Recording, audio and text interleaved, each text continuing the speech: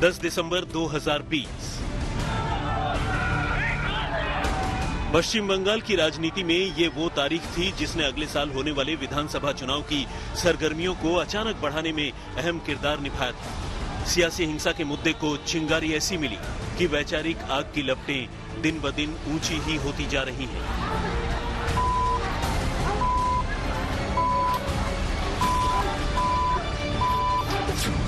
सियासी हिंसा के खिलाफ बीजेपी का हल्ला बोल। चुनाव आयोग के दौरे से खुलेगी साजिश की पोल।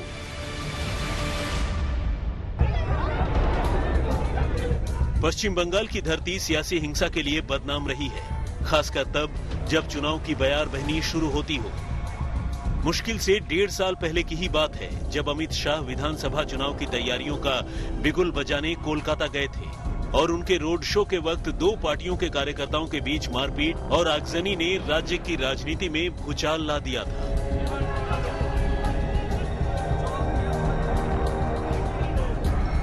इस बीच बीजेपी कार्यकर्ताओं की हत्या का सिलसिला भी जारी रहा। लेकिन 10 दिसंबर को नेताओं के काफिले पर हुए पथराव ने पार्टी को ममता सरकार को कटघरे में खड़ा करने का ताजा तरीन मौका दे दिया।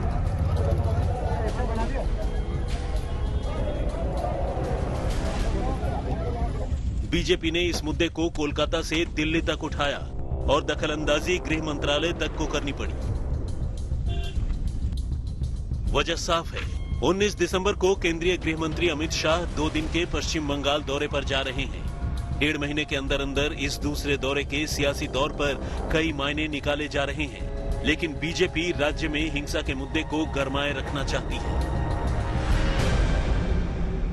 अब इस बारे में तो हम कुछ नहीं कह सकते, पर चूंकि वो गृह मंत्री है तो पर्याप्त सुविधा उनके साथ रहती है और मुझे लगता है कि ममता जी भी उसकी चिंता करेगी। अगर देश के गृह मंत्री अगर सुरक्षित नहीं रहे उनके प्रदेश में तो दुखद ही होगा। मंगलवार को बीजेपी नेताओं ने ममता सरकार की शिकायतों की काफी लंबी चौड़ी फेहरिस्त भी चुनाव आयोग को सौंप दी। ये ऑर्डिनरी सिचुएशन नहीं है, ये एक्स्ट्राऑर्डिनरी सिचुएशन है जब पुलिस और प्रशासन पूरा तृणमूल कांग्रेस का एक पार्टी ऑफिस से काम चल रहा है। विंग बन गया आपको लगता है? एकदम टोटली। ममता बनर्जी एक वायलेंस जो सीपीएम से जो इनहेरिट किया है वो एक हिंसा का राजनीति में उस्ताद बन गया है। बीजेपी नेताओं ने आयोग से ये भी मांग की कि राज्य में अभी से अर्धसैनिक बलों की तैनाती की जाए ताकि अगले साल होने वाले विधानसभा चुनावों को पूरी निष्पक्षता से कराने की जमीन तैयार की जा सके। डायमंड हार्बर जब गाड़ी घुसा तो पूरा लग रहा है पाकिस्तान हो गया है। पुलिस के सामने ये सब हो रहा है, पुलिस कुछ भी नहीं किया। वेस्ट बंगाल पुलिस तुरंत ट्वीट करते हैं जो नड्डा जी का गाड़ी में कुछ भी नहीं हुआ था, तो पूरा देश पूरा देखा। लेकिन वेस्ट बंगाल पुलिस जो बोल रहे हैं वो तो सब लोग जानते हैं वो झूठ बोल रहे हैं। तो पश्चिम बंगाल में पुलिस के सामने ये इलेक्शन तो नहीं होगा। ये जो सेंट्रल फोर्स है उसको इधर डिप्लॉय करके ये जो वोट जो इलेक्शन हो ये इलेक्शन होगा। सूत्रों के मुताबिक पश्चिम बंगाल में अगले साल होने वाले विधानसभा चुनाव की तैयारियों के मद्देनजर चुनाव आयोग की टीम 17 दिसंबर को 2 दिन का दौरा करेगी। उप चुनाव आयुक्त सुदीप जैन गुरुवार को कोलकाता पहुंचेंगे। वो पश्चिम बंगाल सरकार के मुख्य सचिव, गृह सचिव और पुलिस के आला अधिकारियों के साथ बैठक करेंगे। इसके अलावा राजनीतिक दलों के प्रतिनिधियों से भी मुलाकात हो सकती है। खास तौर पर पश्चिम बंगाल में विपक्षी पार्टियों की ओर से कानून व्यवस्था और सत्ता के दुरुपयोग को लेकर लगातार दर्ज कराई जा रही शिकायतों पर भी बातचीत होगी। सूत्रों के मुताबिक उप चुनाव आयुक्त उत्तरी बंगाल का दौरा कर ग्राउंड रिपोर्ट ले सकते हैं। पार्टी का साफ साफ मानना है कि बीजेपी नेताओं पर जो हमले हुए उसके लिए टीएमसी कार्यकर्ता ही जिम्मेदार हैं।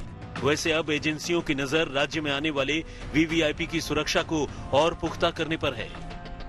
पश्चिम बंगाल के दक्षिण 24 परगना में दौरे के दौरान बीजेपी के राष्ट्रीय अध्यक्ष जेपी नड्डा के काफिले पर जो हमला हुआ था उसने कई परतें खोल दी हैं।